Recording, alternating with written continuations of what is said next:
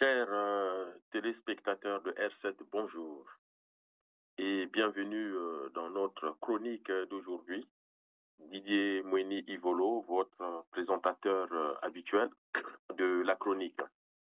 Aujourd'hui, je vous propose de réfléchir ensemble sur une thématique qui, une fois de plus, a été dictée par l'actualité de notre pays, une actualité toujours émouvante, toujours dense et qui nécessite, en tout cas pour les populations congolaises, africaines, mais aussi et surtout les téléspectateurs de R7, des éclaircissements. Nous avons tous vu avec beaucoup d'étonnement et de questionnement ce document signé du ministre de la Santé de la République du Congo, un document adressé aux services financiers du Congo demandant le décaissement d'une somme d'environ 430 millions de francs CFA pour évacuer certains malades à l'étranger pour se faire soigner. Et grâce à l'efficacité des Congolais, mais aussi de certains journalistes d'investigation, parmi lesquels Christian Perrin, évidemment, c'est via Christian Perrin que j'apprends que parmi ces personnes, il figure des gens décédés qui ont même bénéficié des funérailles quasi nationales. Donc, le ministre de la Santé ne pouvait pas ignorer que ces gens étaient décédés et qu'ils ne pouvaient plus être malades pour être évacués en France ou à l'étranger. Surtout que parmi les gens décédés, en tout cas les noms qui figuraient dans cette liste, il y a le nom du père de la ministre euh, Arlette Nono Soudan, et aussi d'un grand professeur et que tous les Congolais connaissaient. Alors, comment le ministre de la Santé a pu ignorer la mort de ces deux personnes pour ne se limiter qu'à ces deux personnes pour valider un dossier présenté à son cabinet comme étant des dossiers d'évacuation sanitaire. Je vous laisse suivre le document de Christian Perrin et on poursuit notre analyse. Monsieur le ministre de l'Économie et des Finances, dans le cadre de la prise en charge d'un traitement médical et de l'allocation d'un avion médicalisé pour les évacuations sanitaires des messieurs Jean-Pierre Nono, retenez bien ces noms, Gomez de Makanda, Marie-Antoine à Ulogem en France et des messieurs Seko Hippolyte et Samuel Zingula au Maroc. Ce sont ces 5 personnes qui doivent être évacuées. Alors, eux parlent d'une note de régularisation ou de remboursement parce que la procédure, en fait, il y a eu préfinancement de ces évacuations et que maintenant l'État congolais doit rembourser. C'est ce qu'ils disent. Pourtant, lorsque vous lisez tête de la note, c'est ministère de la Santé et de la Population. L'objet, je venais de vous lire tout à l'heure et je reprends, demande de programmation. Signé le 5 septembre 2024. Très récent. Pourtant, il y a des noms des personnes ici déjà décédées depuis 9 mois, d'aucuns 6 mois déjà.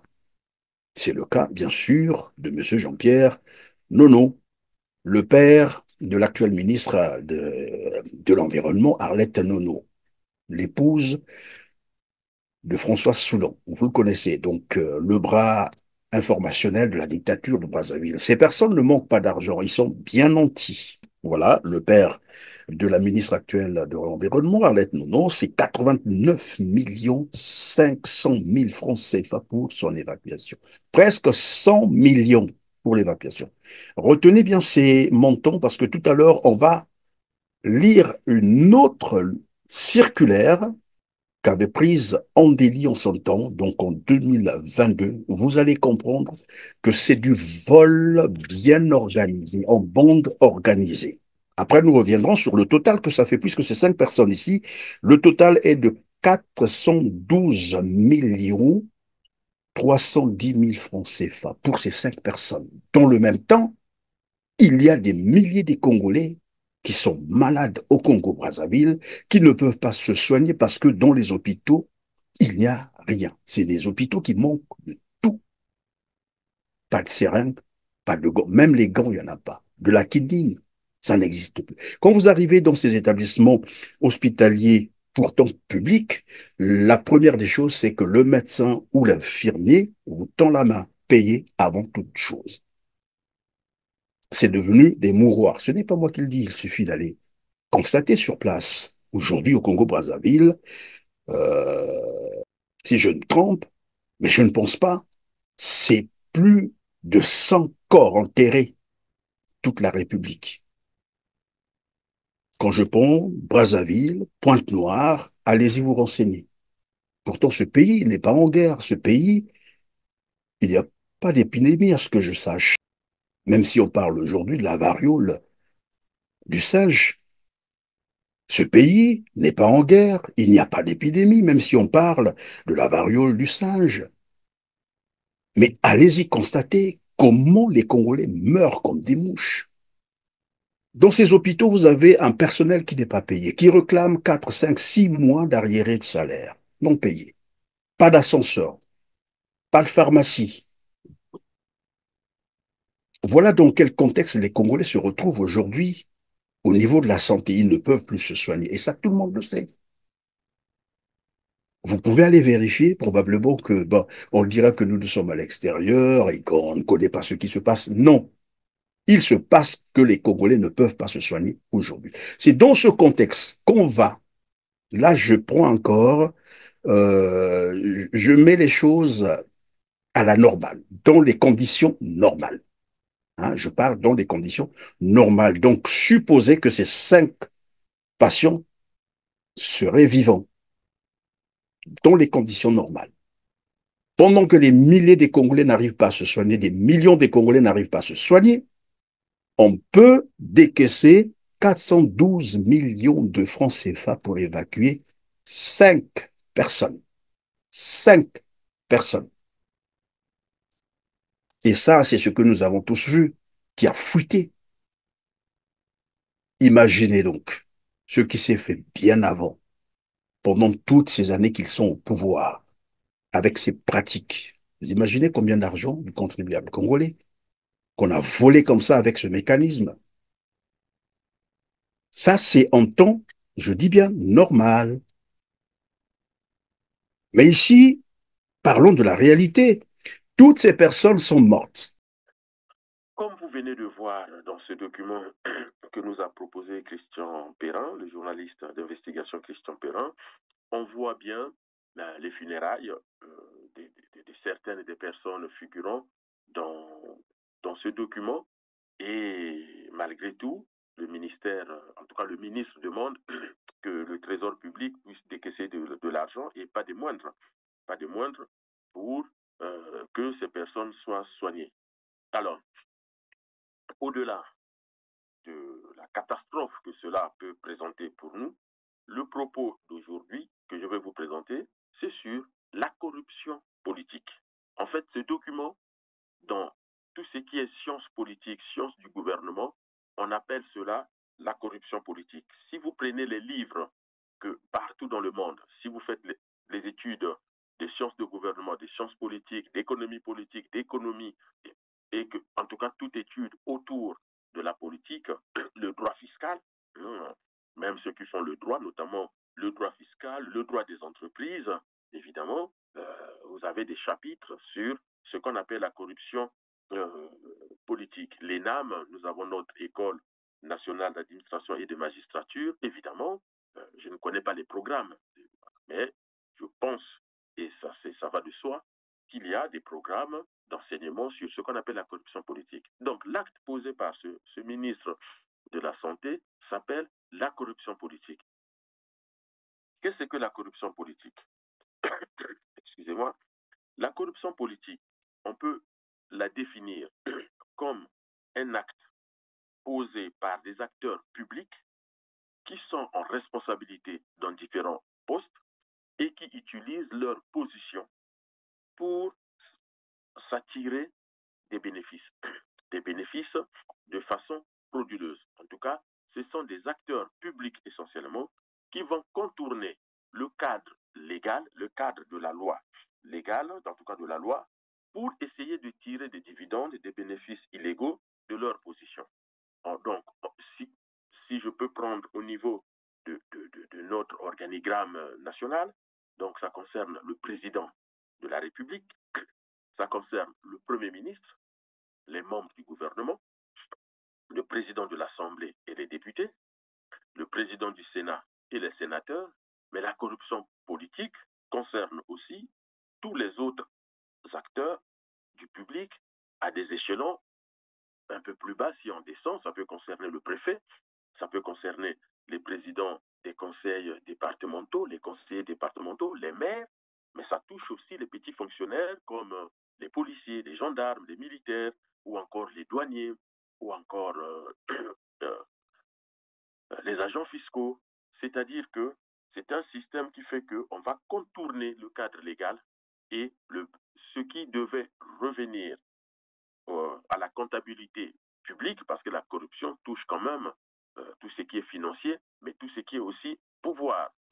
Donc, ce qui devait revenir à la comptabilité publique finit dans les poches des gens.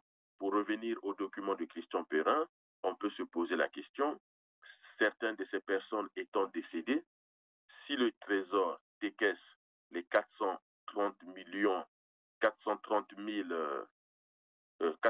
millions plutôt de francs CFA, à quoi aurait servi cet argent? Puisque les gens sont décédés, ils ne peuvent plus être évacués sanitairement.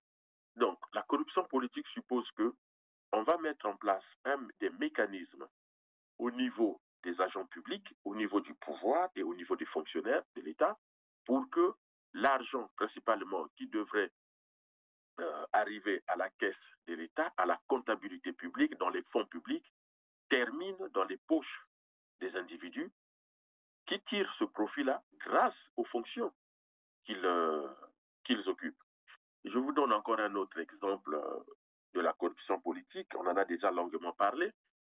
C'est la prise de parole du ministre Ondeli devant Christelle Denis Sassou Nguesso et Jean-Jacques Bouya, qui affirme que la dette chinoise de près de 1200 milliards de francs CFA a servi à construire les infrastructures. L'entrevue entre le président congolais Denis Sassou Nguesso et son homologue chinois Xi Jinping a porté entre autres sur la coopération sino-congolaise, la dette insoutenable vis-à-vis de la Chine qui empêche le Congo de poursuivre les négociations avec le Fonds monétaire international FMI. C'est pour cette raison que Denis Sassou Nguesso a sollicité auprès de Xi Jinping le rééchelonnement de la dette. À cet échange auquel on prépare les experts des deux pays et quelques membres du gouvernement, le ministre des Finances et du Budget, Roger Rigobert Ondeli, a donné les détails sur cette dette tout en saluant le raffermissement de la coopération sino-congolaise à travers le succès de la Banque sino-congolaise pour l'Afrique, BESCA. La dette du Congo vis-à-vis de la Chine est de 1100 milliards, je dis bien 1100 milliards, en ce qui concerne la partie publique et bancaire, et 225 milliards en ce qui concerne la partie privée et commerciale. Donc au total, en gros, 1300 milliards de francs CFA que nous devons à notre partenaire et pays ami, la République populaire de Chine, pour l'ensemble des travaux que vous voyez dans tout Brazzaville. La corniche, les tours jumelles, la nationale 1, et j'en passe, et le ministre Bouya à ma gauche est plus capable d'ailleurs, plus apte à vous faire citer l'ensemble de la contrepartie de cette dette. Les édifices, il le cite, il dit même que vous voyez partout dans le Congo. C'est bon, on est d'accord. Sauf que, à l'occasion de l'anniversaire de 20 ans des grands travaux, le premier ministre, donc le chef d'Ondeli, du ministre des Finances, le chef du ministre des grands travaux, Jean-Jacques Bouya, le chef du ministre de la coopération et du partenariat public-privé, donc Christelle Denis Sassou Nguesso, leur ministre à eux, félicitant Jean-Jacques Bouya, ministre des Grands Travaux, affirme, sans crainte d'être démenti, que les travaux réalisés, l'ont été sur des fonds propres du ministère de Grands Travaux. Question, qui dit vrai? C'est-à-dire, ça suppose qu'on s'est endetté pour construire des infrastructures, mais on a encore sorti l'argent du trésor pour les mêmes infrastructures. Dans tous les cas, si l'endettement a permis de construire les infrastructures, ça suppose que les fonds propres ont servi à autre chose. Et si les fonds propres ont servi à la construction des infrastructures, ça suppose que l'endettement a servi à autre chose. Et ça, aller à Harvard, à Yale, à la Sorbonne, à Beijing Tashwe, Tsinghua Tashwe, à Princeton ou encore Tokyo University, toutes les universités du monde, toutes les hautes écoles de commerce, demander à n'importe avocat fiscaliste, on appelle ça de la corruption politique. Ça, dans tous les manuels universitaires des sciences du gouvernement, on appelle ça la corruption politique. C'est-à-dire, on a mis en place un système où on sort de l'argent pour, semble-t-il, financer des choses, mais en fait, c'est de l'argent partagé entre les pairs. Et c'est très important que la centrale de l'intelligence et de la documentation, cette centrale joue son crédit. Cette centrale ne peut pas convoquer seulement les agents lorsqu'il y a des problèmes à l'hôpital général de Tunisie. Cette agence, en tout cas, cette centrale d'intelligence et de la documentation, en tant qu'institution de la République, qui protège entre autres les finances publiques pour que la corruption politique ne puisse pas détruire nos finances, eh bien, doit enquêter, qu'il s'agisse du président de la République, du Premier ministre, des membres du gouvernement ou des fonctionnaires de l'État à bas échelle qui sont soupçonnés de détournement d'argent, qui sont en lien, ces détournements, avec de la corruption politique. Donc, déjà, avec cet exemple des grands travaux, de l'endettement ou des fonds propres, évidemment, les ministres doivent faire l'objet d'informations judiciaires ou ne serait-ce que des enquêtes judiciaires pour déterminer le vrai du faux, qui dit vrai, qui dit faux, et si tant est que de l'argent a été décaissé, eh ben, où est passé cet argent? Et ce n'est pas moi qui le dis. Vous avez des bandes à la fois du Premier ministre, mais aussi du ministre des Finances. Et là, vous êtes au plus haut sommet de l'État, où vous avez une contradiction majeure, mais une contradiction qui se chiffre en milliards de francs CFA. Et il est essentiel de savoir où est passé cet argent. Et le document sur les évacuations sanitaires vient donner la preuve que les responsables de l'État chez nous, les responsables publics, sortent frauduleusement de l'argent pour de fausses raisons, pour s'enrichir eux-mêmes. Et c'est pour cela qu'on voit au Congo des enfants des dirigeants détenir des milliards chez eux, alors même qu'ils ne sont pas gestionnaires de grandes entreprises. Personne ne connaît la comptabilité de leur entreprise, personne ne connaît le chiffre d'affaires, mais curieusement, ils ont de très belles voitures, ils ont de très belles maisons, ils mènent une vie de pacha et ils sont capables de donner 1,5 milliard à leurs petits copains, l'équivalent à peu près de 22 millions d'euros. Alors, disons-nous, comment se fait-il que dans un pays, on arrive à un tel niveau de corruption politique où chacun fait un peu ce qu'il veut dans son périmètre ministériel ou de direction ou encore de fonction, sans que la population congolaise ne puisse comprendre grand-chose. Alors, il faut savoir que parmi les causes de la corruption politique, alors évidemment, sachez-le, la corruption politique, ce n'est pas un thème dont je parle qui n'intéresse que le Congo. Ça intéresse tous les pays du monde. Je reviendrai là-dessus. Donc, certaines études ont été menées pour essayer de comprendre un peu les causes qui peuvent conduire à la corruption politique. Eh bien, parmi ces causes sont hiérarchisation, mais ce qui revient souvent dans la plupart des pays quand on fait les enquêtes, c'est le manque de morale et d'éthique des dirigeants.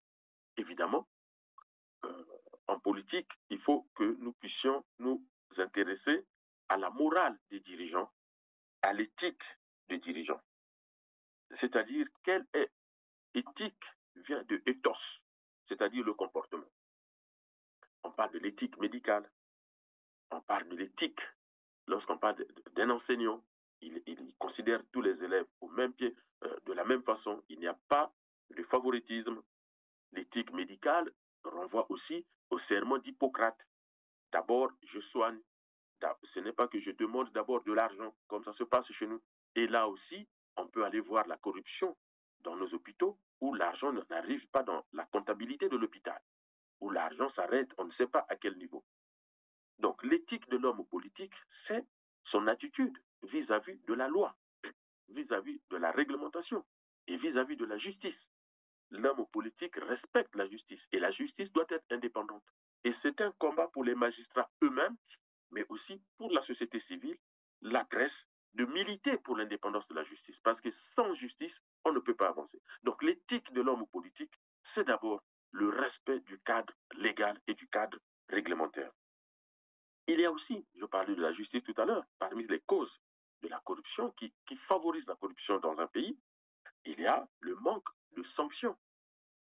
Sanctions disciplinaires, sanctions au niveau de l'administration, donc les sanctions internes en lien avec le règlement intérieur de l'administration ou des entreprises, mais aussi des sanctions judiciaires. Sans épiloguer là-dessus, il y a eu l'affaire du FIGA. Semble-t-il, des milliards ont été décaissés pour financer les petites et moyennes entreprises, les petites et moyennes industries, l'innovation auprès des jeunes. Ces milliards ont disparu sans qu'il y ait la moindre enquête, sans qu'il y ait la moindre sanction. Les 14 000 milliards de francs CFA, on ne le répétera jamais assez, déclarés par le président de la République lui-même et qui ont disparu sans que la centrale d'intelligence et de la documentation ne puisse mener une enquête, sans que le procureur de la République ne puisse se saisir, sans même que le ministère de Finances, qui est chargé de gérer ces capitaux, ne puisse diligenter une enquête interne pour savoir qu'est-ce qui fait que nous avons créé un compte pour bloquer de l'argent et plus ce compte a été vidé, semble-t-il, ce compte a été vidé, mais vidé par qui avait l'autorité ou qui sont ces personnes qui avaient autorité sur ce compte-là, mais à la limite, ils rendent des comptes. Donc, l'absence de sanctions, ce n'est pas possible. L'impunité vis-à-vis de hauts dirigeants, alors ça, c'est très important lorsqu'on parle de la corruption politique, parce qu'en premier lieu, ce sont les dirigeants, le président, le premier ministre, le gouvernement, le Parlement, le Sénat et l'Assemblée, parce que ce sont eux qui votent des lois pour que le pays puisse avoir un arsenal législatif et juridique pour lutter contre la corruption. Donc, l'impunité des dirigeants, ils savent que je peux faire ce que je veux, personne ne viendra m'inquiéter. Et donc, il faut qu'on réfléchisse à cette question de l'impunité des dirigeants. Donc, je parle de cas comment on appelle ça, des crimes financiers. Pendant près de 5 ans, par exemple, Denis Sassou Nguesso, lors de ses discours à la nation, a déclaré des excédents budgétaires allant de 300 à 500 milliards de francs CFA chaque année. C'est-à-dire que pendant 5 ans environ, chaque année, on a réalisé, semble-t-il, des excédents budgétaires de 300 milliards à 500 milliards de francs CFA. Si tel était le cas, le pouvoir doit dire quelle a été l'orientation des excédents. Avec vous, Hélène Frade, bien sûr. Bonjour, Hélène. Bonjour, Pauline. Dans la presse aujourd'hui, d'abord, vous avez retenu pour nous l'enquête de Libération ce jeudi sur le détournement présumé de la manne pétrolière du Congo-Brazzaville, l'un des pays, Hélène, les plus pauvres du monde. Des centaines de milliers d'euros, de millions d'euros évaporés dans ce qui s'apparente au pillage de tout un pays où le revenu moyen par habitant n'atteint pas 5 euros par jour. Le premier volet de cette enquête, intitulé « Le président, l'intermédiaire et les millions envolés », raconte comment l'arrestation de cet homme d'affaires, Lucien Ebata, un proche du président Denis Sassou Nguesso, mis en examen en France en 2021 pour blanchiment et corruption active, comment son arrestation a permis la mise au jour d'un puissant système financier occulte au profit du clan du président Denis Sassou Nguesso, arrivé au pouvoir pour la première fois, on le rappelle, en 1979. Une affaire qui a commencé en janvier 2012 à l'aéroport de Roissy, où Lucien Ebata s'était fait arrêter en possession de sommes stupéfiantes en liquide, 182 000 € et 40 000 $ en espèces non déclarées, au cœur de ce système de détournement présumé. Une société, la société de Lucien Ebata, la société Orion, du nom de la constellation symbolisant la force dans la mythologie grecque. Une entreprise moins poétiquement immatriculée aux Seychelles, avec l'aide du cabinet d'avocats Mossack Fonseca, un nom qui vous dit sans doute quelque chose, puisqu'il s'agit de la société qui s'est retrouvée au cœur du scandale d'évasion fiscale des Panama Papers. S'agissant d'Orion, donc, Libé affirme que cette société a alimenté des dépenses somptuaires, des dizaines de milliers d'euros de cadeaux achetés dans des boutiques de luxe sur les Champs-Élysées, jusqu'à des mouvements de cash pouvant atteindre des millions d'euros à Paris et à Monaco. Libération évoque une affaire qui résonne avec celle des biens mal acquis, dans laquelle, on s'en souvient, des membres du clan de Denis Sassou Nguesso sont soupçonnés de s'être constitués des patrimoines illicites en France grâce à des détournements de fonds publics. Les spécialistes en finances publiques ou en comptabilité peuvent mieux vous expliquer que moi. Lorsque une entreprise réalise des excédents budgétaires, des gros bénéfices, l'entreprise vous dit en même temps quelles sont les orientations des excédents, comment on va affecter l'affectation des excédents. Est-ce qu'on va régler tel ou tel problème de santé, d'éducation nationale, de chômage et autres, ou encore de soutien aux populations pauvres, ou est-ce que l'excédent budgétaire va nous permettre de rembourser une partie de notre dette pour avoir des possibilités d'aller rechercher des investissements étrangers ou encore d'aller chercher des financements ailleurs. Donc, pendant plus de 5 ans, Denis Sassou Nguesso a cumulé des milliards et des milliards d'excédents budgétaires, c'est lui qui le dit, mais il ne nous dit pas à quoi a servi cet argent, et on se retrouve dans un Congo en chômage, dans un Congo en souffrance, dans un Congo qui va quémander 45 millions d'euros auprès du FMI. On a vu, ils ont tous fait la fête quand le FMI a décaissé 45 millions pour encourager la réforme de l'État au Congo, alors même que nous avons des excédents budgétaires de 300 à 500 milliards de francs CFA. Donc, c'est très important. C'est très important que les Congolais s'intéressent à cette question de la corruption politique qui est en train de tuer notre pays, qui est en train vraiment d'assassiner notre économie. On trouve aussi parmi les causes qui poussent à la corruption politique, et ça va peut-être étonner certains, la question des bas salaires. Lorsque les fonctionnaires de l'État sont très mal payés, lorsque il y a un grand fossé entre le niveau de vie qui est très élevé et le niveau des salaires qui est très bas, évidemment, pour compenser le manque à gagner, les fonctionnaires vont se laisser tenter par la corruption, sachant que derrière, il n'y aura pas de sanctions. Et donc, lorsque vous allez dans l'administration pour demander votre pièce d'identité, la pièce d'identité qui était gratuite, qui est normalement un acte gratuit, eh bien, on vous le fait payer. Souvenez-vous que Denis Sassou Nguesso lui-même, parmi ses annonces, et d'ailleurs, il a reçu un prix de l'OMS, semble-t-il, il a reçu un prix de l'OMS comme celui qui a rendu la santé gratuite au Congo. L'OMS aussi participe au désordre au Congo. Lorsque l'Organisation mondiale de la santé arrive à décorer de mensonges, de la calomnie, de la mauvaise gestion, de la mauvaise gouvernance, l'Organisation mondiale de la santé se rend complice de la corruption au Congo, du désordre au Congo, parce qu'il récompense quelqu'un pour un travail qu'il n'a pas fait. Est-ce que l'Organisation mondiale de la santé pourra compter parmi ces médecins quelqu'un qui n'a pas eu son diplôme ou quelqu'un pour lequel on apprend qu'il a triché lors de ce diplôme? Je pourrais aussi vous faire toute une analyse sur comment les organisations internationales, gouvernementales, encouragent le désordre en Afrique en félicitant des chefs d'État médiocres.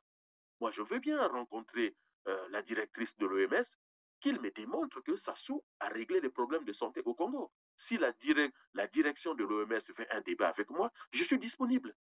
Je peux débattre avec eux. On prendra les normes de santé publique de l'OMS et on mettra à côté la réalité de la santé au Congo. Et on verra si réellement Denis Sassou Nguesso mérite cette distinction. la santé au Congo. On a rendu certains actes de santé gratuits, mais allez dans les hôpitaux. Allez faire des reportages dans les hôpitaux. On a parlé de la césarienne gratuite. Moi, je peux vous assurer que je ne donnerai pas de nom, mais je connais des gens qui se sont rendus. Une femme enceinte s'est rendue à l'hôpital de Patra pour une césarienne. Il y a quoi? Il y a maintenant 4-5 mois. L'hôpital de Patra a dit nous n'avons pas de quoi réaliser des césariennes. Cette femme a été envoyée à Adolphe Cissé. À Adolphe Cissé, nous sommes en grève. On ne peut pas la recevoir. Alors que nous avons là un pronostic vital. Nous avons là un pronostic vital pour 2 personnes, la mère et l'enfant. Adolphe Cissé a refusé de recevoir la dame alors qu'elle va bientôt accoucher parce que nous sommes en grève. Il faut chercher un autre hôpital. Le temps de chercher un autre hôpital, cette femme est décédée avec son enfant dans le ventre.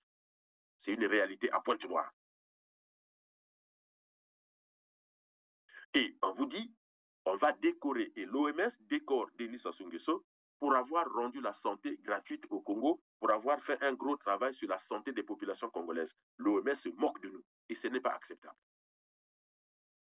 Donc, voyez-vous que on rend un acte gratuit, un acte d'état civil ou un acte médical, mais lorsque vous allez dans l'administration et à l'hôpital, on vous fait payer. Cet argent arrive où? Évidemment, cet argent ne peut jamais arriver au trésor public, puisque au trésor public, il n'y a pas de ligne comptable pour enregistrer ces sommes-là. En fait, tout ce que vous payez dans la comptabilité de l'hôpital, de l'administration et au trésor public, il y a une ligne comptable qui enregistre cette somme d'argent. Dès lors que le président dit les passeports sont gratuits, ça suppose que dans tous les ministères, y compris le trésor public, on efface la ligne de recettes pour les passeports, puisque les passeports ne doivent plus être payés. Alors, lorsque vous payez les passeports, qui prend cet argent? Puisque dans les comptes, dans la comptabilité congolaise, cet argent ne peut pas exister. Lorsque Denis Sassou Nguesso dit que des césariennes, c'est gratuit, tel acte médical, c'est gratuit, ça suppose que dans tous les hôpitaux du Congo, on efface la ligne comptable qui était chargée de recevoir les sommes d'argent payées au titre de ces actes médicaux. Maintenant que vous continuez à payer ces actes à l'hôpital, je vous demande, vous les malades qui partez dans les hôpitaux, dites aux médecins, vous me demandez de payer, oui, montrez-moi votre comptabilité, c'est quelle ligne qu'il enregistre. C'est ça la corruption politique, à la fois des agents, mais aussi des dirigeants. Donc, vous voyez bien que nous sommes un pays qui est assis sur la corruption politique et le pays donne l'impression comme si nous ne sommes pas un État. Je vous disais dans les chroniques précédentes que le Congo n'est pas une dictature, parce qu'une dictature n'a pas le fonctionnement du Congo aujourd'hui. Dans une dictature, vous avez quand même les lois, les règles, on va peut-être violer les libertés individuelles, on va peut-être violer les libertés collectives, on va peut-être mal gérer telle ou telle chose, mais même des pays qu'on qualifie, semble-t-il, des dictatures, mais c'est des pays avancés. Les Occidentaux qualifient la Russie de dictature, mais regardez le niveau de vie en Russie. Les Occidentaux qualifient la Chine de dictature, mais regardez comment la Chine est prospère. Est-ce que le comportement du président chinois, Xi Jinping, c'est le comportement de Denis Sassou Nguesso? Alors, comment peut-on dire que la Chine est une dictature et le Congo aussi est une... Non, le Congo obéit à une seule définition, le gangstérisme. C'est-à-dire que le Congo, ce n'est pas un pouvoir dictatorial. Le Congo, c'est un pouvoir de gangsters à tous les niveaux, au niveau de la corruption. Je vous ai parlé du FIGA, je vous ai parlé des 14 000 milliards et je vous ai parlé des excédents budgétaires dont on ne sait pas où passe cet argent. Mais la corruption politique se voit aussi au niveau des nominations. Quel est ce pays où le président de la République, lorsqu'il siège en tant que président du Conseil des ministres, il a autour de la table ses enfants, ses neveux, ses nièces, ses beaux-fils, pour ne s'arrêter que là. Ça peut aller être loin, peut-être avec ses oncles, ses copines et tout. Je vous cite quelques noms. Christelle Denis Sassou Nguesso, Jean-Jacques Bouya, qui est, semble-t-il, son neveu, mais Arlette Nono Soudan, qui est réellement sa nièce. Et Hugues Golondélé, qui est son beau-fils. Alors, on apprend, et puis, je ne sais pas quels sont les liens avec Madame Ingani, puisque au mariage de Madame Ingani, c'était lui l'officier principal. Et on a vu le mariage des enfants ou de la fille de Arlette Nono-Soudan, c'est auprès de lui qu'on vient épouser la fille de Arlette Nono-Soudan, avec la prise de parole de François Soudan, dont je demande qu'il ne s'occupe plus de la politique congolaise, qu'il se contente d'être membre de la famille de Denis Sassou Nguesso. Au Parlement, n'en parlons plus. Je suis quasiment sûr, si vous menez des investigations, le tiers du Parlement congolais, notamment l'Assemblée nationale, c'est la famille Denis Sassou Nguesso. Aujourd'hui, au niveau des nominations aussi, son petit-fils, fils d'Omar Bongo, à peine rentré au Congo, semble-t-il, est le patron, un des grands patrons de la télécommunication au Congo. Donc, vous avez comme ça un inceste politico-financier, un inceste politico-économique, qui fait qu'aujourd'hui, la seule solution pour les Congolais, c'est cette révolution du fleuve, le fleuve symbolisant notre colonne vertébrale depuis le nord et le sud du Congo, c'est notre lien. Donc, la révolution du fleuve que le CRC appelle de tous ses voeux. Parce que seule une révolution peut débarrasser le Congo de cette espèce de pagaille, de cette espèce de poto-poto, comme on disait dans nos quartiers à Brazzaville, de cette espèce de Ndunda Zaba, pour vous dire, voilà, d'un mélange qui n'a aucun lendemain si nous voulons avancer. On voit bien que de partout au Congo, dans tout le système économique, politique et financier, tout est corrompu. C'est tellement corrompu que la corruption nous a atteint jusqu'à la moelle des os. Et donc la seule solution, le seul ingrédient qui peut nous permettre de nettoyer tout ça, c'est la révolution du fleuve que prône le CRC et que je pense que les Congolais doivent commencer à méditer là-dessus. Pourquoi je parle de la révolution du fleuve comme étant la seule solution? Parce qu'au Congo, malgré tout, j'ai retrouvé dans mes investigations quelques lois mises en place par le gouvernement, parce qu'il faut rappeler que le FMI est tombé sur nous avec fracas. Alors, même le FMI joue parfois un jeu dangereux avec les économies africaines. Le FMI et la Banque mondiale savent que nous sommes des pays très corrompus. Top 1 des pays les plus corrompus d'Afrique en 2022. La corruption érode la confiance, affaiblit la démocratie dans les pays d'Europe, d'Amérique et les pays les plus corrompus d'Afrique. Ceci entrave le développement économique et intensifie davantage les inégalités, la pauvreté, la division sociale et la crise environnementale. Sur tout le continent africain, la corruption est alimentée par un certain nombre de facteurs tels que l'instabilité politique institutionnelle et diverses formes de défis sécuritaires causés par les conflits violents. Transparency International utilise l'indice de perception de la corruption pour classer les pays du monde entier sur une échelle de 0 à 100, 0 étant le plus corrompu et 100 le moins corrompu. L'indice suit la corruption du secteur public dans le monde depuis 1995.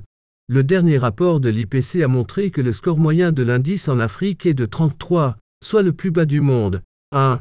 Le Sud-Soudan. Ce pays a un score d'indice de perception de la corruption de 11, le plus bas du monde. 2.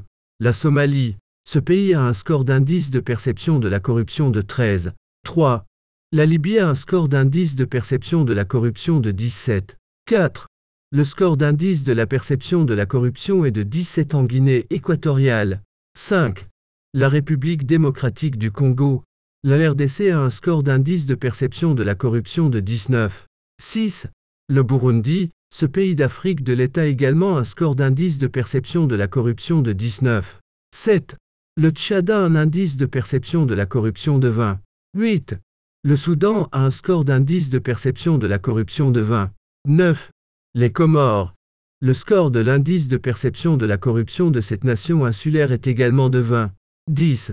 La Guinée-Bissau a un score d'indice de perception de la corruption de 21. 11. Le Congo. Le score de l'indice de perception de la corruption est de 21. 12. L'Érythrée a un score d'indice de perception de la corruption de 22. 13. Le Zimbabwe, l'indice de perception de la corruption est de 23. 14. Le Nigeria. Le pays le plus peuplé d'Afrique a un indice de perception de la corruption de 24. 15. La République centrafricaine a un score d'indice de perception de la corruption de 24. 16. Pour la Guinée, l'indice de perception de la corruption est de 25. 17. Le Mozambique. Le score de l'indice de perception de la corruption est de 26. 18. Le Madagascar. L'indice de perception de la corruption est de 26. 19. L'Ouganda. Le score de l'indice de perception de la corruption est de 27. 20. Le Cameroun. L'indice de perception de la corruption est de 27. Donc, vous avez le FMI qui avait demandé au Congo, si le Congo veut bénéficier de l'accompagnement du FMI, le Congo doit mettre en place les lois de lutte contre la corruption, parce que ce que je vous dis là, le FMI le sait. Parce que quand le FMI plonge dans notre comptabilité, ce qu'on appelle les comptes publics, le FMI se rend compte que nos comptes sont maquillés. Je vous passe le débat, puisque ça avait fait grand bruit au Congo. Et donc, une des choses qu'on va nous demander, c'est la lutte contre la corruption. On a mis des lois. Une loi numéro 5-2009 du 22 septembre 2009 portant sur la corruption, la concussion, la fraude et les infractions assimilées. Une deuxième loi de 2019, la loi donc numéro 3-2019 du 7 février 2019, créant la Haute Autorité de lutte contre la corruption, la HALC. La journée africaine de lutte contre la corruption, célébrée le 11 juillet, a été l'occasion pour le président de la Haute Autorité de la lutte contre la corruption, Emmanuel Olita Ondongo, de réitérer la volonté du pays de lutter contre ce fléau qui freine son développement. Le Congo, en ratifiant la dite convention en 2006, réitérait par là l'indéfectible engagement du chef de l'État, M. Denis Sassou Nguesso, et de son gouvernement à lutter contre la corruption dans ses divers aspects, notamment la concussion, la fraude et les infractions assimilées. Dans le combat de lutte contre la corruption, les acteurs des secteurs d'activité devraient être mis à contribution.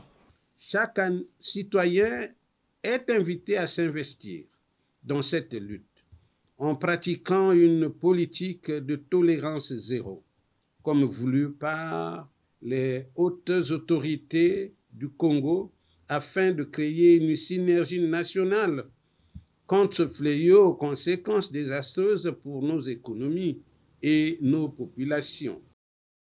Et une troisième loi, donc c'est la loi numéro 9-2022 du 11 mars 2022, portant toujours sur la prévention, la lutte contre la corruption et les infractions assimilées.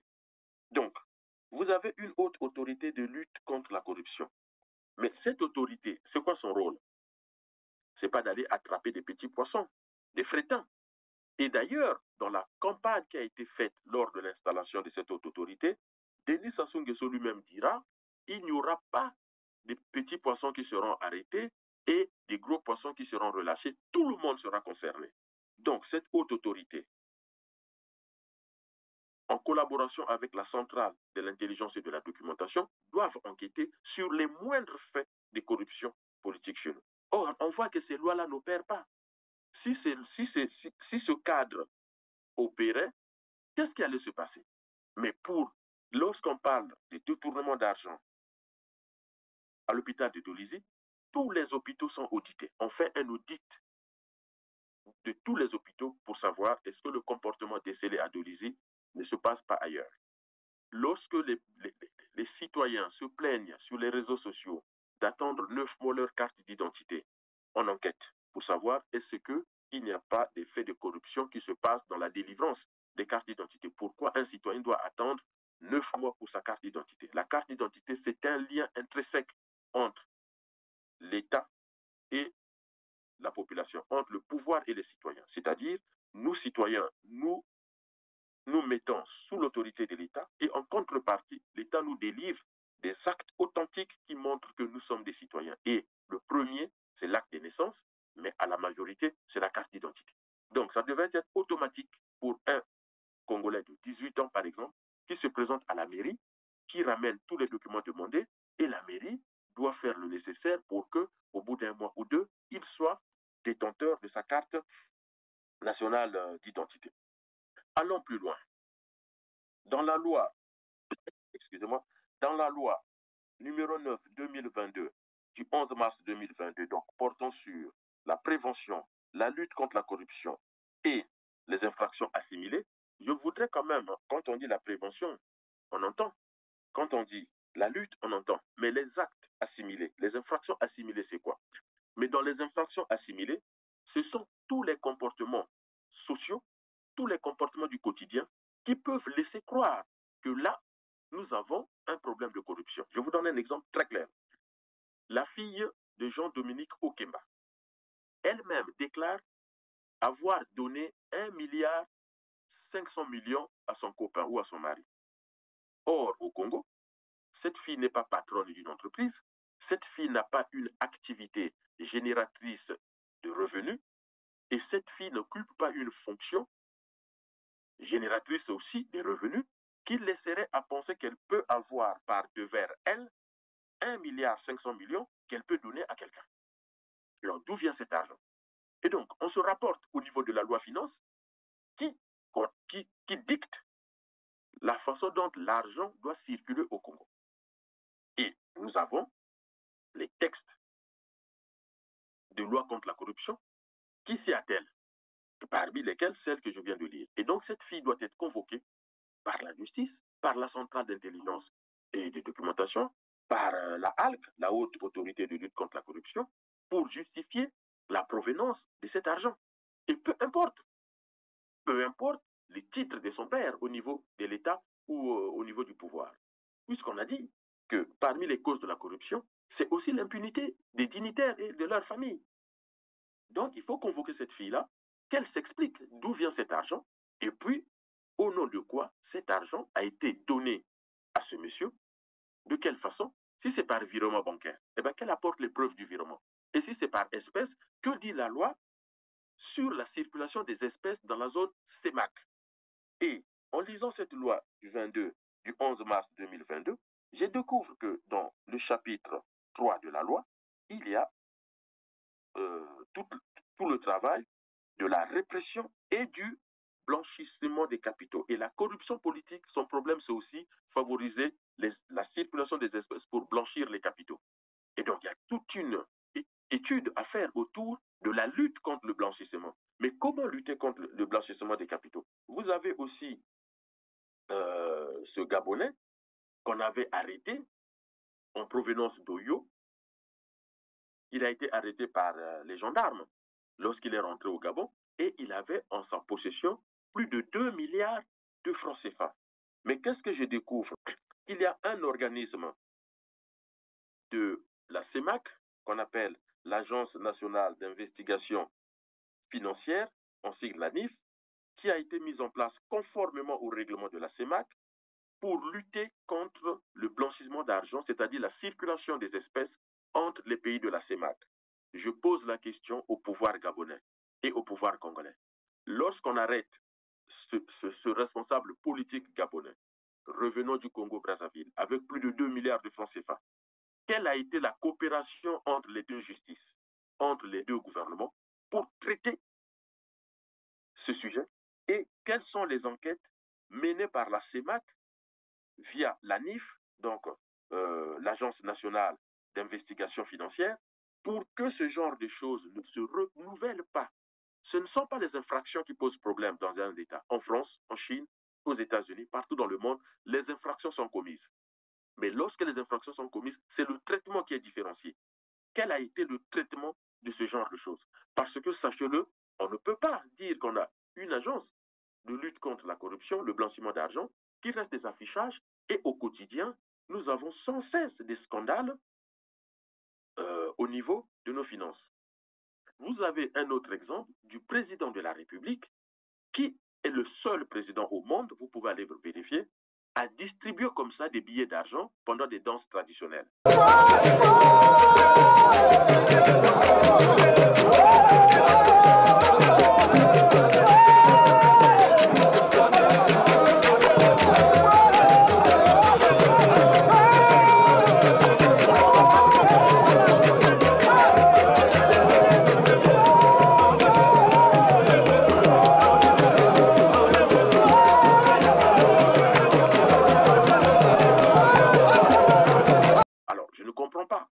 Il faut que nos professeurs en histoire et en anthropologie nous expliquent. Est-ce que distribuer l'argent pendant les danses traditionnelles au Congo, Brazzaville en général, mais chez les Mboshi en particulier, ça fait partie de leur tradition. La monnaie n'est pas de tradition négro-africaine, en tout cas congolaise ou Mboshi. Ce n'est pas nous qui avons créé cette monnaie-là. Alors, au XVIIIe siècle, au XVIIe siècle, pendant les danses Mboshi, on distribuait quoi? Pendant les danses Congo, on distribuait quoi? Pendant les danses Kuni Bembe ou Vili, on distribuait quoi? Parce que, attention, on a maintenant ce comportement au Congo, les moindres activités traditionnelles terminent où en même temps il y a de la distribution d'argent. Mais dites-moi, qui distribue de cette façon de l'argent correctement gagné, fruit de son travail? Bill Gates? Elon Musk? Même Donald Trump, vous le voyez distribuer l'argent pour se faire élire? Et pourtant, il est milliardaire. Donnez-moi le nom des milliardaires, hommes d'affaires, Lagardère, Bouygues, les propriétaires de Carrefour, toutes les entreprises que vous avez à travers le monde qui font les GAFA, les patrons de GAFA, Mark Zuckerberg, pour ne pas oublier les autres. Est-ce que vous les avez déjà vus dans n'importe quelle manifestation en train de distribuer comme ça de l'argent espèce? Je ne sais pas même, je ne sais pas à qui. Mais d'où nous viennent, nous les Congolais de Brazzaville, cette culture de distribuer l'argent comme ça, des millions qu'on distribue comme ça? Mais c'est ça aussi le cœur de la corruption politique. Parce que personne ne distribue l'argent qu'il a difficilement gagné, fruit de son labeur, fruit de son travail. Les seuls qui distribuent les espèces, c'est souvent les mafieux, les gangsters, parce que c'est l'argent frauduleusement gagné qu'on ne peut pas introduire facilement dans le circuit officiel, et donc on peut le gager, on peut le distribuer, on peut l'utiliser comme on veut. Mais quelqu'un qui attend son salaire de la fin du mois, même s'il gagne 20 millions de francs CFA, si c'est son salaire, il ne peut pas les distribuer comme ça. On ne joue pas avec son salaire. Donc, le trésor de Brazzaville, c'est devenu la vache à lait des dirigeants congolais. L'argent public, l'argent du pétrole, l'argent du bois, des minerais, c'est devenu l'argent des autorités publiques via la corruption politique. C'est-à-dire leur façon d'attribuer des titres, leur façon d'attribuer des concessions sur le pétrole, les mines et autres. C'est tellement opaque, c'est tellement flou, on ne sait pas par où ça passe. Et donc, la seule chose qu'on voit de concret, c'est l'argent que eux, ils utilisent, l'argent que leurs enfants utilisent, l'argent qu'ils jettent comme ça, on le voit tous les jours. Antoinette a fait un anniversaire à Nice. On est un bon pas là, dans le bon pas. Non, ils n'étaient pas là pour ça, ils étaient à Saint-Tropez car il s'est passé un truc intriguant ce week-end là-bas. Un anniversaire un peu particulier, l'anniversaire de la première dame du Congo. C'est elle, voici Antoinette Sassou Nguesso, femme du président Sassou Nguesso, dont voici la fiche Bristol. Le président Denis Sassou Nguesso est donc militaire, il est à la tête du Congo depuis 1979. Il a perdu les premières élections libres organisées dans le pays, revient au pouvoir en 97 après une guerre civile, sous le coup d'une enquête sur son patrimoine en France dans l'affaire des biens mal acquis. Oui, il est au pouvoir depuis près de 40 ans. Voici aussi la fiche Bristol du Congo. Le Congo compte 4 millions d'habitants et 3% de croissance, c'est très bien. Et le quatrième producteur de pétrole du continent, il a des réserves de fer, de potasse, d'or et de gaz. Et voici une autre fiche Bristol du Congo. Un habitant sur deux sous le seuil de pauvreté, 2 ménages sur 3 sans électricité, troisième pire pays du monde pour faire des affaires, classé 144 sur 174 à l'indice de perception de la corruption. Et c'est en ça que l'anniversaire était étonnant. Selon plusieurs articles, plusieurs sources, le prix de l'anniversaire à Saint-Tropez de la première dame a coûté 1 million d'euros. À quoi aurait pu servir cet argent? Je vous rappelle que pour la construction d'une usine comme Dangote, de ciment, ou encore la raffinerie, on peut construire ces deux usines avec 1 milliard de francs CFA. Donc, lorsque les individus proches du pouvoir, autour du pouvoir, dilapident 1 milliard, mais ils viennent d'hypothéquer la vie de pratiquement 200 000 Congolais. Parce que, pourquoi je dis 200 000 Congolais? Parce que prenez la raffinerie de pétrole, allez demander aux spécialistes. Lorsque vous avez une raffinerie, combien de personnes peuvent trouver de l'emploi direct dans une raffinerie et combien de personnes trouvent des emplois indirects via les entreprises, petites et moyennes entreprises, petites et moyennes industries, qui aident la raffinerie à fonctionner. Les pays comme l'Allemagne ou les États-Unis, qui sont les plus gros employeurs? Ce ne sont pas les grosses entreprises. Vous prenez l'exemple de Mercedes. Mercedes, par exemple, pour fonctionner, a besoin des milliers de petites et moyennes entreprises, PME, et petites et moyennes industries, PMI, qui lui fournissent à la fois les pièces, certaines pièces, et les services. Et ça, si le Congo veut voir comment fonctionne une bonne raffinerie, il y a des raffineries dans le monde, on peut aller investiguer, on peut aller étudier. C'est ça le transfert des technologies. Le transfert des technologies, ce ne sont pas les discours des présidents africains qui sont assis dans leur palais et qui critiquent l'Occident en disant « mais nous, on a besoin de la technologie ». Mais pas du tout. Le transfert de la technologie, c'est vous qui envoyez vos étudiants étudier, prendre à un haut niveau, et quand ils finissent, ils rentrent pour faire fonctionner votre économie, votre système économique et financier. C'est ce que la Chine a fait. Transférer son savoir-faire aux Chinois, c'est un passage obligé pour toutes les entreprises étrangères qui veulent conquérir ce gigantesque marché de plus d'1,3 milliard d'habitants. Exemple de grands groupes européens qui ont ouvert des usines en Chine, Airbus, EDF, PSA, Suez ou Renault. À chaque fois, c'est la loi, ils ont dû s'associer à une entreprise locale qui a donc accès à ses brevets, ses méthodes de fabrication. Problème, avec ce savoir-faire, les entreprises chinoises peuvent désormais tout faire elles-mêmes, jusqu'à dépasser leurs concurrents en innovant. Le plus bel exemple que je connaisse, c'est les télécoms. Ils ont commencé par s'associer en partenaires mineurs avec des grandes entreprises américaines ou européennes. Et puis, à la faveur de l'installation de ces entreprises en Chine, ils ont exigé des transferts de technologie. Puis, ils ont élaboré des normes chinoises. Et puis après, ils sont devenus aussi bons que leurs concurrents. Même chose dans l'aéronautique. Les Chinois ont présenté en grande pompe l'an dernier leur tout premier avion. Et ce n'est pas fini. Ce constructeur automobile chinois vient de devenir le premier actionnaire de Mercedes pour mieux récupérer sa technologie de batterie électrique. Dans cette bataille pour le savoir-faire, dans ce document, on voit bien que la Chine impose une chose, c'est que quand vous vous implantez chez nous, quand vous voulez nous vendre des choses, vous les fabriquez en majorité chez nous, et quand vous êtes chez nous, vous apportez du capital, donc de l'investissement, mais aussi de la formation de nos cadres, et de sorte que les Chinois, on l'a bien dit dans le document, dans la télécommunication, même dans les avions, ils récupèrent de la technologie. Mais nous, on préfère acheter, acheter et acheter, mais aucune pensée en termes de transfert. Mais pourquoi? Mais parce que si on fait ça, vous savez la conséquence? Eh bien, il n'y a plus de corruption. Et la Chine a avancé dans ce domaine parce que la Chine a fait un gros travail de lutte contre la corruption politique.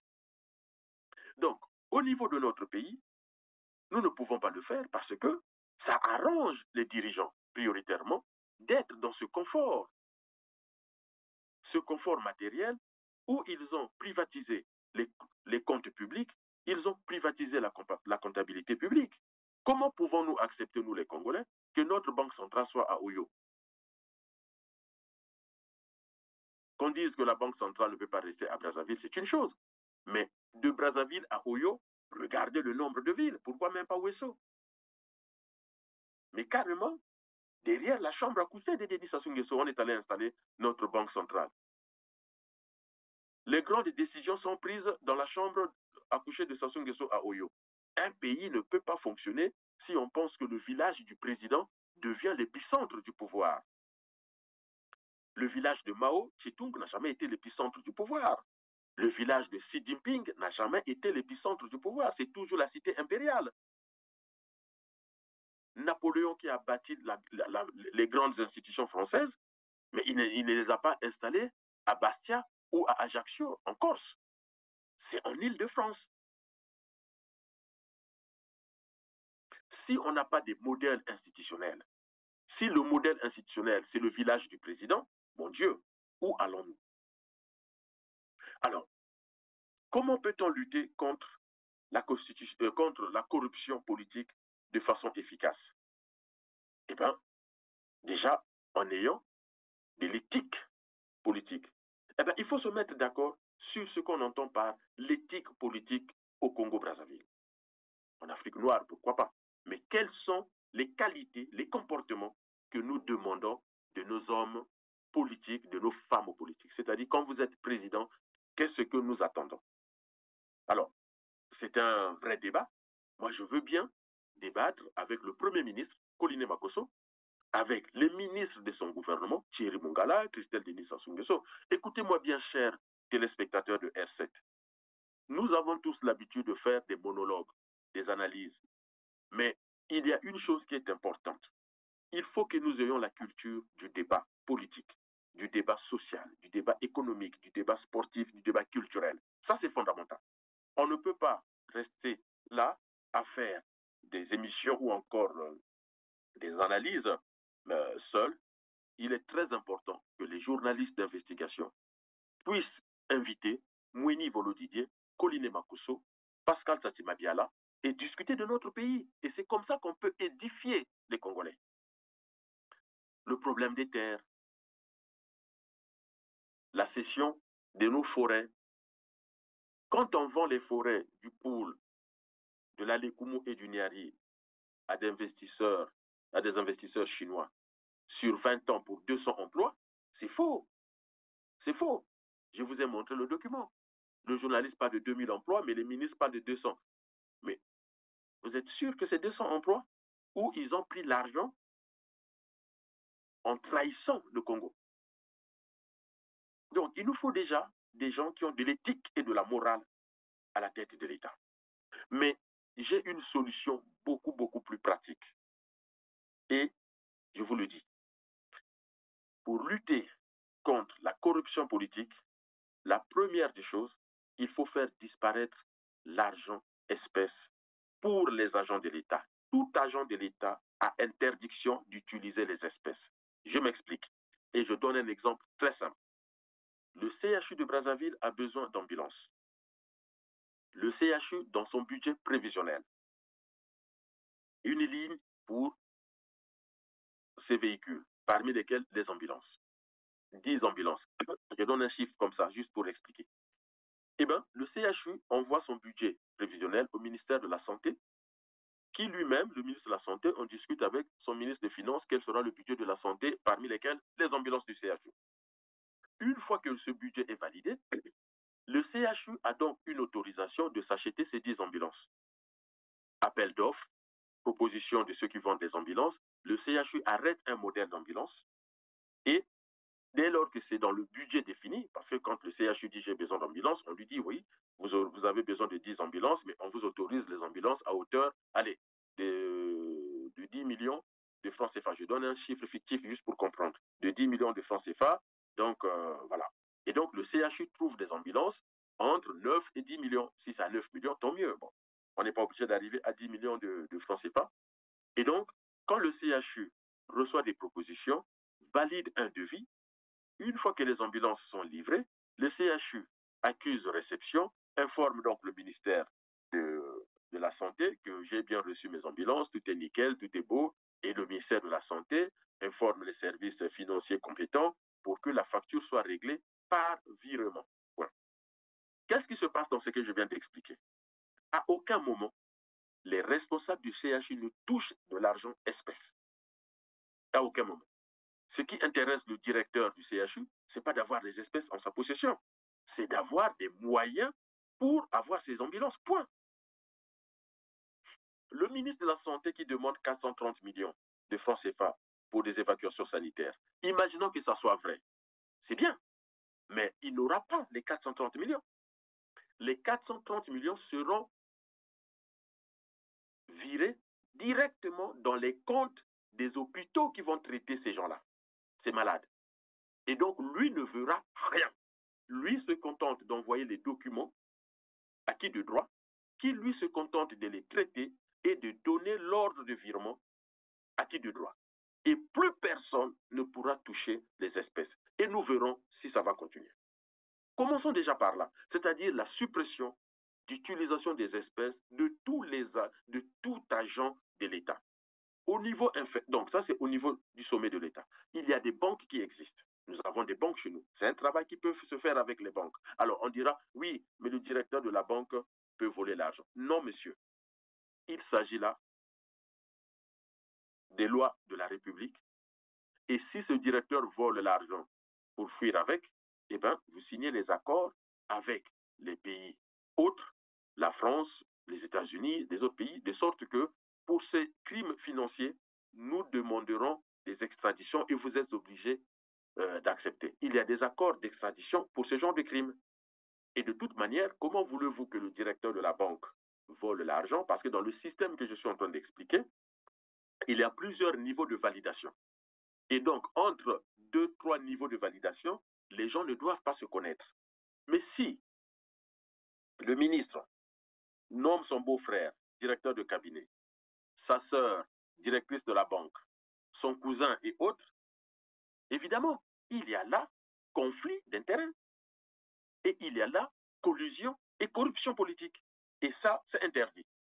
On doit nommer sur la base des compétences. Et donc, chacun devra rendre des comptes. Si le directeur de la banque réussit à fuir avec l'argent et que nous avons au Congo ceux qui ont signé avec lui, ceux qui ont validé avec lui, eh ben, ce sont eux qui iront en prison. Et ça, on ne rigole pas avec.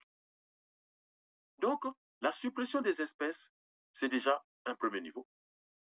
L'utilisation des cartes bancaires ou de virements qui permettent, en tout cas l'utilisation des cartes bancaires et des virements, qui permettent la traçabilité. Ça laissera des traces. Et il y a des systèmes qui existent, on appellera des spécialistes. Dès lors que moi je valide, je ne peux plus corriger. Pour corriger, il faut que ce soit l'institution supérieure qui corrige. Mon supérieur hiérarchique, le N+1 qui corrige. Comme ça, je ne peux pas à la fois faire, corriger, compléter, truquer. Non, non, non, non, non, non. Une fois que vous avez validé, vous n'avez plus la correction. Donc, avant de valider, vérifier, vérifier et vérifier. Et ainsi de suite. Et puis, sécuriser notre trésor. Nous ne sommes pas le seul pays à avoir un trésor. Comment peut-on expliquer aux populations congolaises que les gens au pouvoir prennent l'argent au trésor public, c'est-à-dire le temple de notre comptabilité publique? Mais ce n'est pas possible. Lorsque dans la presse internationale, on parle des enfants du président, Claudia et Christelle, qui prennent l'argent au trésor public, mais il faut que le directeur du trésor, les responsables du trésor expliquent aux populations. Ce n'est pas le trésor de la famille Nguesso, c'est le trésor du Congo, des Congolais. Et tout Congolais qui entend ça a le droit de demander des comptes. Comment on peut atteindre un tel niveau de corruption, de voyoutisme, de gangstérisme dans le Congo pour que les enfants des dignitaires puissent avoir autant d'argent lorsque l'État pleure que les caisses sont vides? Il faut expliquer ça. Que les enfants du président puissent se servir dans le trésor public. Ça, c'est pas possible. Que des individus au Congo reconnaissent le vol même des églises, comme Castano. Moi, je l'ai suivi, j'étais choqué. Il reconnaît le vol de plus de 100 000 euros dans ces maisons ou dans ces églises. 100 000 euros, c'est dans les banques. La fin est poser clairement une limite de l'argent espèce que chaque citoyen peut avoir par devers lui. On ne peut pas laisser les citoyens utiliser comme ça des millions. Regardez quand les gens vendent les parcelles. Une parcelle est vendue à 40 millions. Eh bien, les gens viennent avec 40 millions dans les sacs. Ce n'est pas possible. Ça aussi, ça favorise la corruption. Parce que lorsqu'on vend une parcelle ou une maison, lorsque vous payez en espèces, comment l'État fait pour récupérer sa TVA? La taxe sur la valeur ajoutée. Lorsque on vend beaucoup en espèces, le danger c'est que, 1, l'État ne récupère pas sa taxe sur la valeur ajoutée, sa TVA. 2, une forte utilisation des espèces dans des pays favorise le blanchiment d'argent, favorise les actes criminels, en tout cas dans le pays. Il est donc nécessaire d'avoir une réflexion très, très, très affinée sur le système financier chez nous et sur l'utilisation de l'argent, les moyens de paiement chez nous. Que les individus qui sont en difficulté, qui ont des bas salaires, puissent acheter en espèces, c'est une chose, ça se passe partout dans le monde comme ça. Mais à un niveau donné, il faut qu'on interdise l'usage des espèces et qu'il n'y ait que carte bleue ou, comment on appelle ça, ou virement, chèque, pourquoi pas, quoique on éviterait les chèques sans provision, carte bleue ou virement. Au niveau des commerçants, il faut imposer la facture obligatoire. Et les agents des douanes, les agents des services financiers feront des contrôles dans tous les magasins au Congo pour vérifier s'ils ont un système de facture obligatoire connecté à des banques, connecté aux services de contrôle financier, de sorte qu'on puisse éviter le blanchiment d'argent. Quand on parle du blanchiment d'argent, mais posez-vous la question, combien de commerçants sortent du Congo avec des milliards en faisant de la corruption politique de nos agents?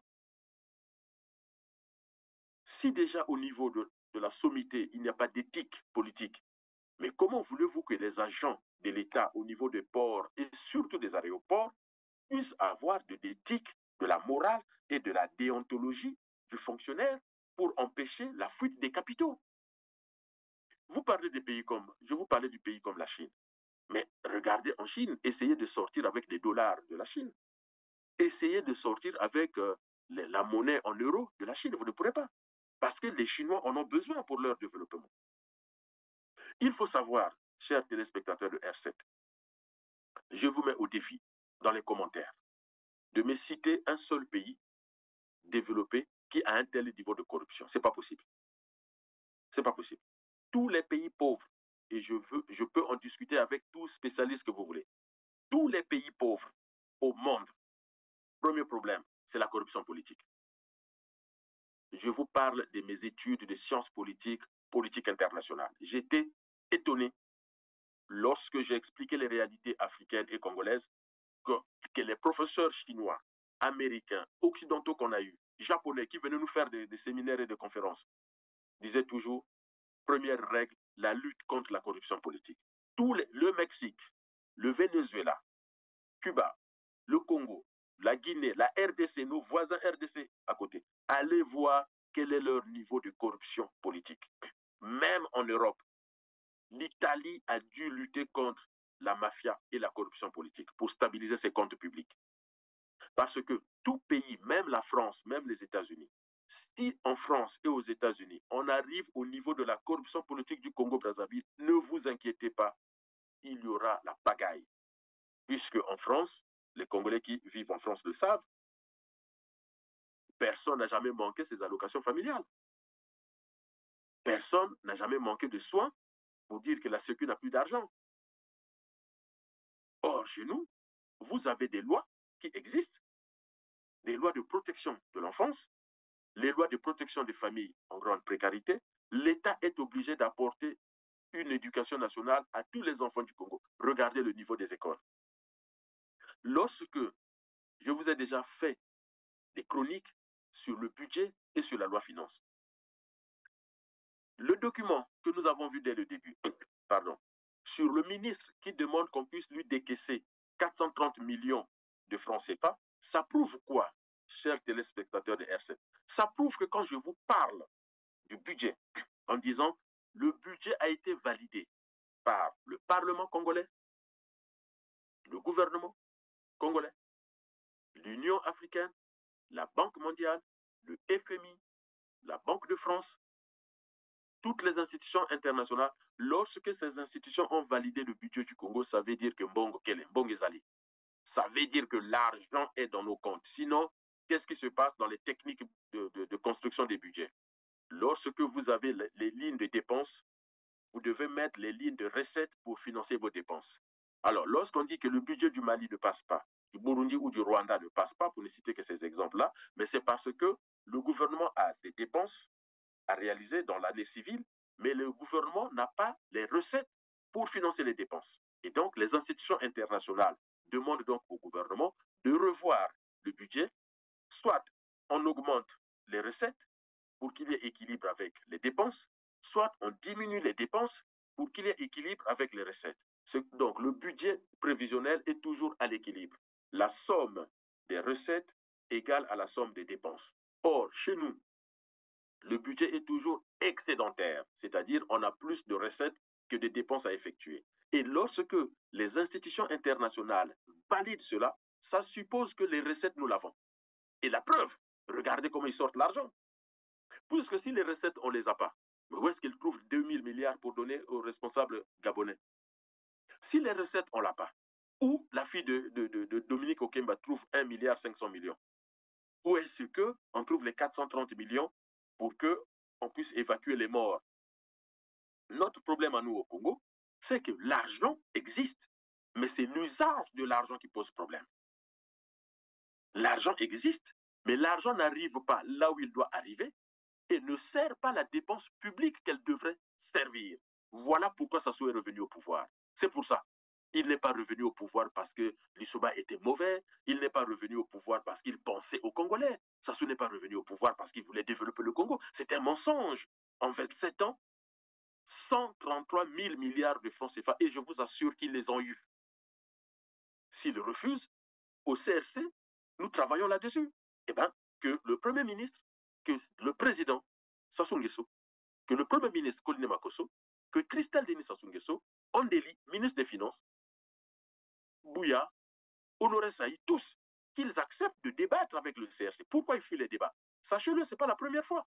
Plusieurs fois, nous invitons le gouvernement à un débat avec les responsables du CRC, les membres du CRC, sur les sujets qui concernent le Congo. Ils fuient. Ils fuient parce qu'ils savent que nous sommes dans le vrai.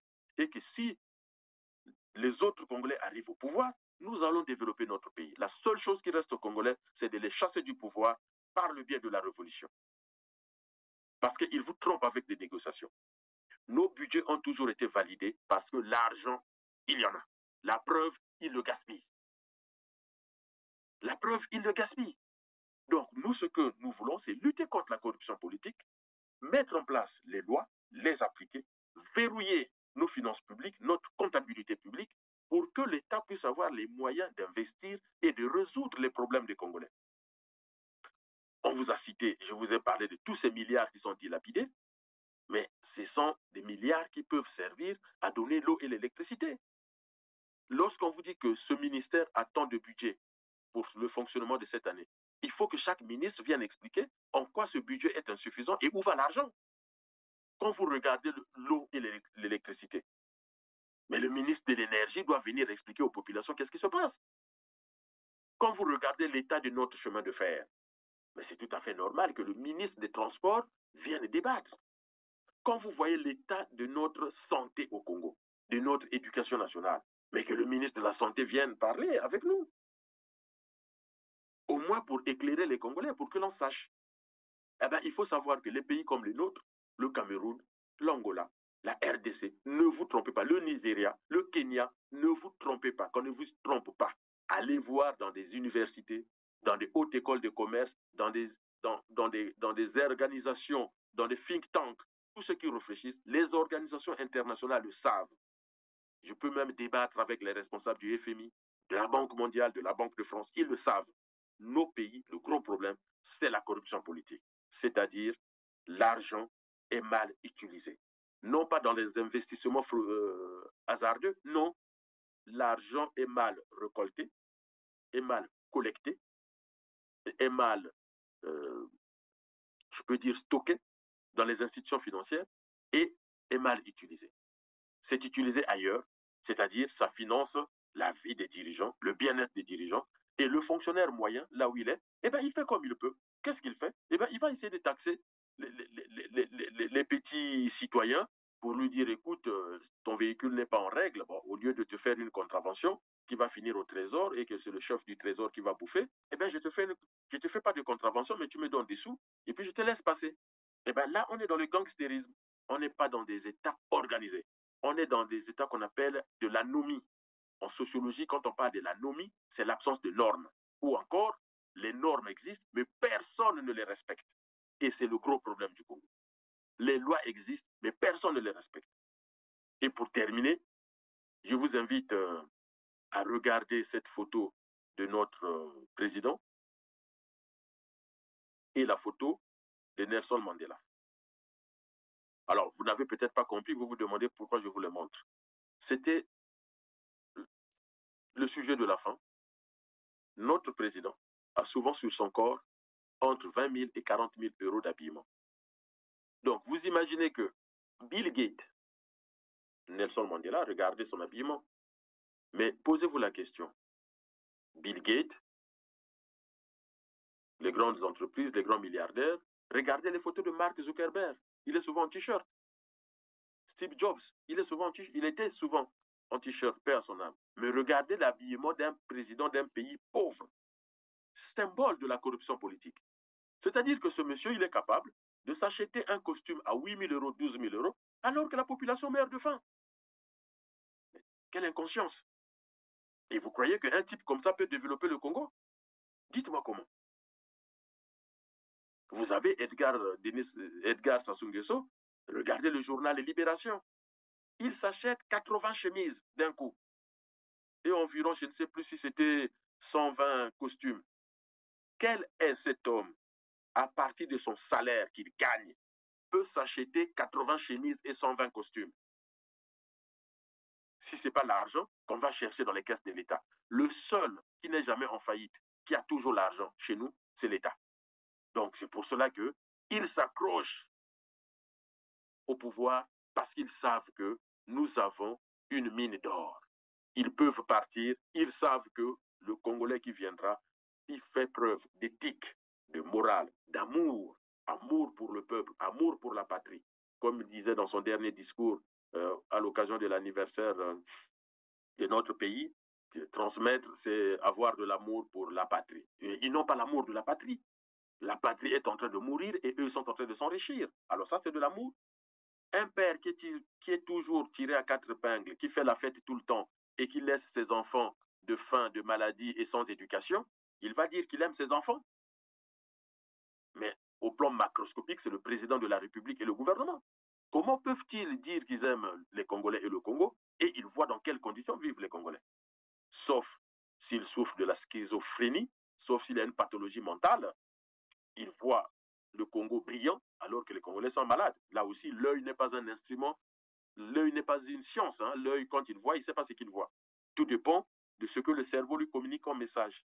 Donc, peut-être qu'il faut voir au niveau mental, au niveau psychologique, ils ont un problème. Là où nous, on voit de la boue, eux, ils voient du goudron. Là où on ne voit pas de l'eau sortir, eux, ils voient quand même de l'eau sortir. Et là où on voit de l'eau sale sortir des robinets, eux, ils voient de l'eau propre. Alors, là, chers compatriotes, on a vraiment un problème avec nos dirigeants.